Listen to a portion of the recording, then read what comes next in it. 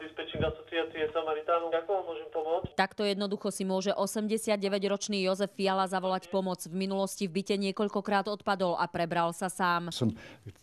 Cez tento stôl krížom ležal, ale som sa ako zobudil asi 3-krát. Práve tieto nepríjemné skúsenosti ho priviedli k tomu, aby využil pomoc Samaritánov v podobe domáceho tiesňového volania. Je veľká výhoda pre starých ľudí, lebo viete, nikdy neviete, že čo v tom veku po tej 80-ke, že čo už sa môže stať. Som rád, že sa nám podarilo získať prostriedky na prvých 6 od sponzorov. Prvé 2 prípady už boli, kedy toto využili. Sa jedna pani vyjadrila s tým, že jej to zachránilo život. Spadla a sa nemohla sa postaviť. Stačí stlačiť červené tlačidlo, ktoré Jozef nosí ako náramok na ruke a ozve sa dispečing. Tu v tom byte všade, keď aj som v kuchyni, tak to počujem, ten signál. Sa vlastne dovolá na dispečerské pracovisko, ktoré je v nepretržitej prevádzke, to znamená v dennej aj nočnej službe sa tam striedajú dispečeri a tým pádom je okamžitá reakcia na túto tiesňovú výzvu. Pracovníci dispečingu majú o senioroch podrobné informácie, tak v prípade núdze vedia okamžite reagovať. Nielen na tiesňovú výzvu v zmysle zdravotníckej,